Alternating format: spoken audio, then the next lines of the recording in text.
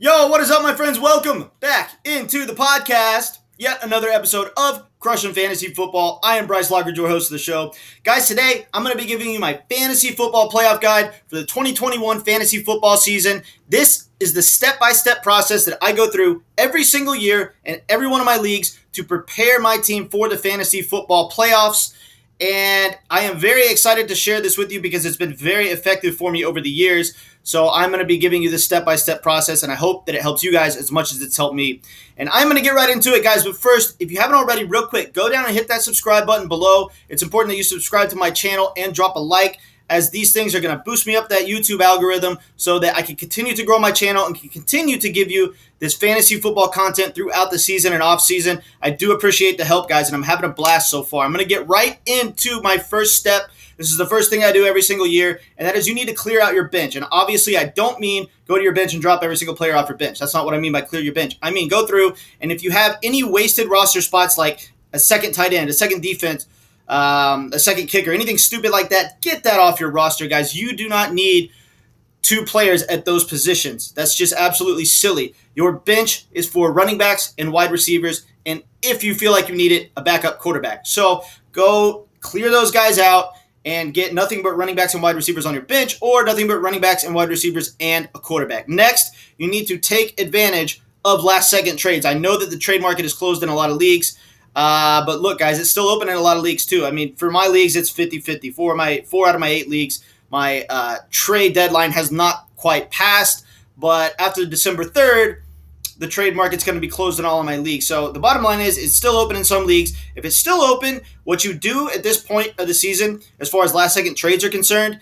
is you go to teams in your league that clearly need to win out and that are desperate for wins immediately, and you look at what could help this player that I don't really need on my team, and they could give me something awesome in return. For example, if they really need a wide receiver this week to have a good chance to win out, or if they really need a certain running back this week to have a good chance to win out, offer them that player and get a significantly better long-term player in return that's going to be what you think is a better player in the fantasy playoffs, and take advantage of their desperation, give somebody that's going to help them this week, help them potentially win out, and get a player stashed in your lineup for the fantasy playoffs that's going to help you win a fantasy championship, okay? Get a player that you could really leverage the trade market this time of year in your favor. You could get a way better player in return because they're desperate for help immediately. Next on my list, you need to roster as many major handcuffs as possible. Guys like Tony Pollard, A.J. Dillon. I don't know how much of a handcuff A.J. Dillon is at this point because they're pretty much ability backfield, but he's still technically the number 2 running back on the depth chart, still considered a handcuff technically. Alexander Madison is hopefully a handcuff that you already had. It looks like he's going to be playing for the rest of the year. Dearness Johnson.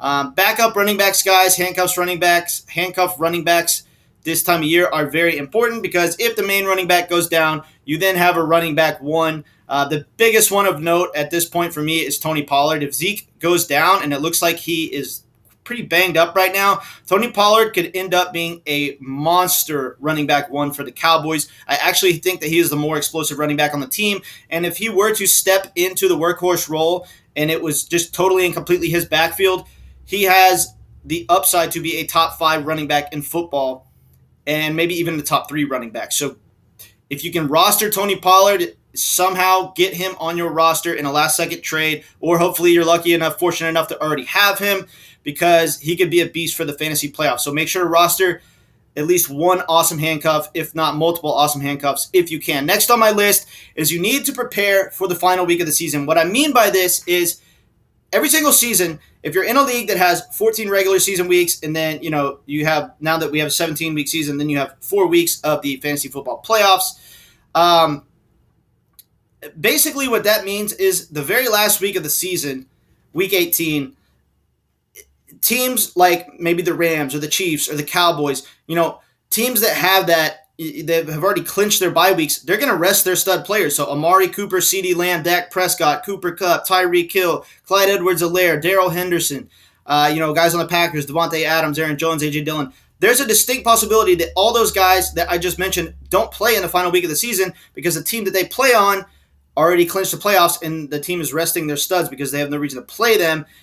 And so if you have some of these guys or multiple one of these guys that are on your team, you need to have a plan in place right now even though it's about 6 weeks away. You need to have a plan in place right now for who you're going to start to replace these guys with in case they end up being on a team that clinches early and they sit in the last week of the season. I see it every year. Players, they use it as an excuse. Oh, well, I had to bench Cooper Kupp in the last game. I had to bench Zeke in the last game because, you got lucky. No, that's how fantasy football works. Everybody has to deal with this. If you've played fantasy football long enough, you know that sometimes your stud player ends up getting benched in the final week of the season. It's unfortunate, but if you don't have a plan in place for who to replace this guy with, that's on you. Okay, next on my list is going to be you need to be ready to stream a defense. Okay, this is the time of year, guys, where offenses are so banged up and, teams are desperate to start winning, so they start maybe, throwing up a few more like desperation plays, when they need to because they absolutely have to win games. The fact of the matter is there's a lot of pressure on teams and on quarterbacks this time of year, especially young quarterbacks.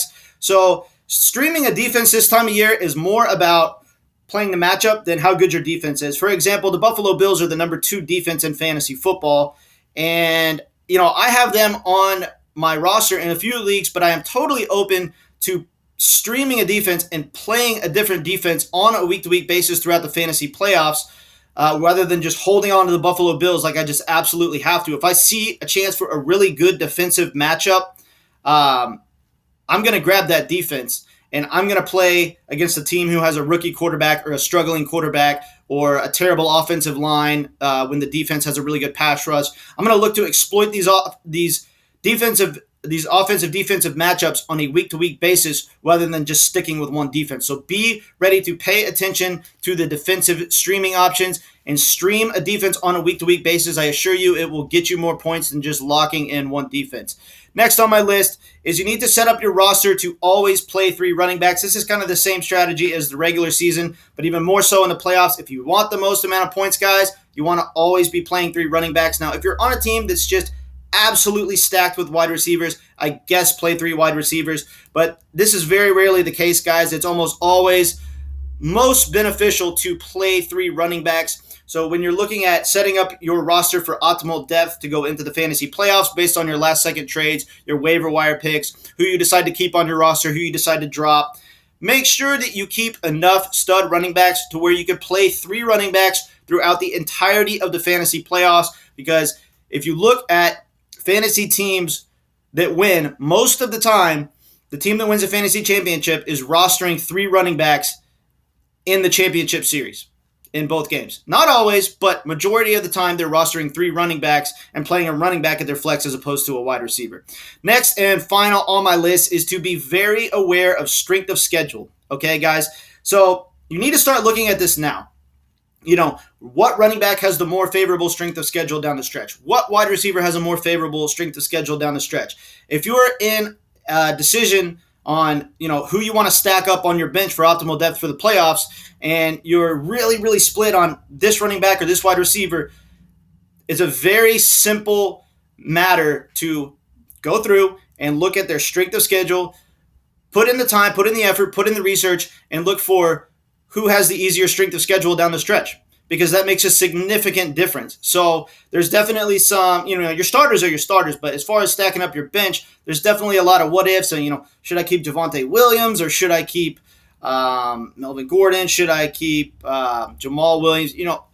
These guys that you might be kind of on the fence about, look at how good their strength of schedule is for the rest of the season, and that's going to be the determining factor on who you want to keep on your roster. Just know that down the stretch, fantasy football playoffs, strength of schedule is extremely important. So start looking at the strength of schedule now and determining what players you ultimately want to keep on your roster. All right, guys, those are the steps that I go through every single season and every single one of my leagues to get perfectly prepared for the fantasy playoffs so I could win my fantasy championship. And follow these steps, guys. And, let me know in the comments below if I'm leaving out any necessary steps, because I'm always open to new ideas. And if there's anything that you do in your fantasy league to prepare for the fantasy playoffs that I didn't mention on here, let me know and we can add that step to the list. And let's work together and let's get this fantasy championship. All right, guys, catch you later.